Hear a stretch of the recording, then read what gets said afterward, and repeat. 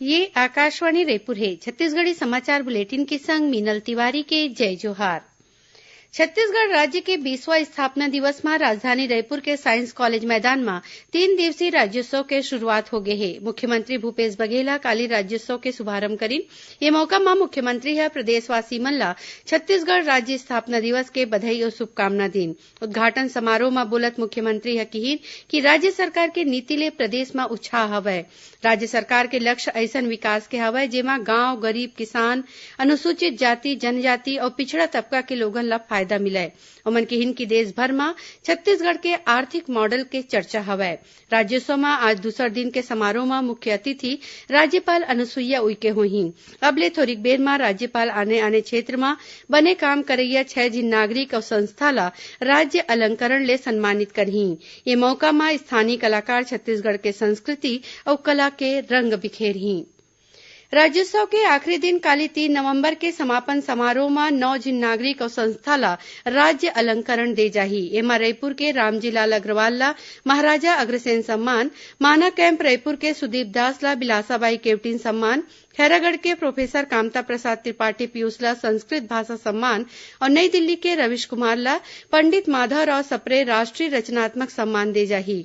उन्हें दिल्ली राजहरा थाना के निरीक्षक मनीष सिंह परिहार ला पंडित लखनलाल मिश्र सम्मान और एनटीपीसी लारा रायगढ़ और भिलाई के प्रशांत शेखर शर्मा ला संयुक्त रूप ले महाराजा रामानुज सिंह देव सम्मान दे जाही। एकर संगे संग सरगुजा के गंगाराम पैकरा ला शहीद वीर नारायण सिंह सम्मान और मुंगेली के अभ्यारण्य शिक्षण समिति ला डॉक्टर भंवर सिंह पोर्ते पुरस्कार दे जाही।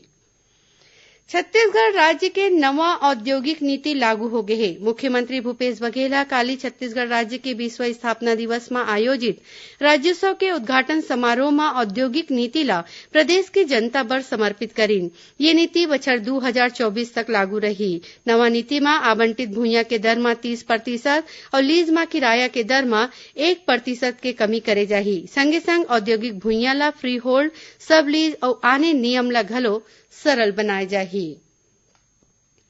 बीजापुर जिला के सतवाघाट में नंदिया पार करत बेरा डोंगी के पलटे ले एक लइका समेत 3 झिन बोहा गे। एमा लइका ला बचा ले गे हे, बाकी 2 झिन के खोज करे जाथे। खबर के मुताबिक नेलेसनार थाना क्षेत्र के गांव टिंगरी वेको पोने डवाया और गल्ले कोरसा बेलनार के 8 झिन गांव के मनखे मन एके डोंगी में बैठ के तुमनार बाजार जावत रहीन। यही बेरा डोंगी पलट गे। ये घटना में एक लइका समेत 3 झिन नंदिया में बोहा गे, जेमा ले लइका ला लोगन के मदद ले बचा ले गे हे और 2 आने अभी घलो लापता हैं।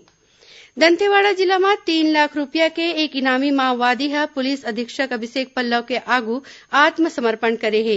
ये माओवादी पाछू समेले सुकमा और दंतेवाड़ा जिला के आने क्षेत्र में माओवादी संगठन में सेक्शन कमांडर के रूप में सक्रिय रहीस। एकर ऊपर कई ठिन वारदात में शामिल रहे के आरोप हवय। अखिल भारतीय कांग्रेस कमेटी है पूर्व केंद्रीय मंत्री भक्त चरण दास ला छत्तीसगढ़ राज्य के पर्यवेक्षक बनाए हैं। कांग्रेस के प्रदेश प्रभारी पीएल पुनिया और श्रीदास काली 3 नवंबर के रायपुर में पार्टी के प्रदेश उपाध्यक्ष, महामंत्री, विधायक और जिला अध्यक्ष मन के बैठका ली। ये बैठका में पार्टी संगठन और आंदोलन के रणनीति में गोठ बात करे जाही।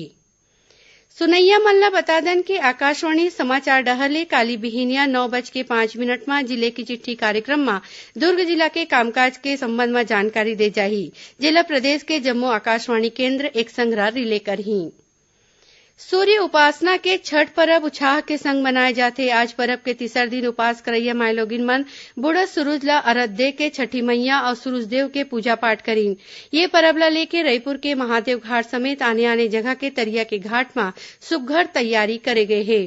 काली बिहिनिया उगत सूरज ला अर्घ दे के मायलोगिन मन अपन उपास तोड़ही। कर्मचारी भविष्य निधि संगठन ईपीएफओ ह फॉर्मल सेक्टर के कर्मचारी मन बर ऑनलाइन यूनिवर्सल अकाउंट नंबर बर सुविधा शुरू करे हे। अब ये कर्मचारी ईपीएफओ पोर्टल में अपन यूनिवर्सल अकाउंट नंबर तैयार कर सकत हे। केंद्रीय श्रम मंत्री संतोष गंगवार ह नई दिल्ली में ईपीएफओ के 67वां स्थापना दिवस के मौका में ये सेवा के शुरुआत करीन। एकरे संग छत्तीसगढ़ी समाचार बुलेटिन इहें सिरावत है। जय जोहार।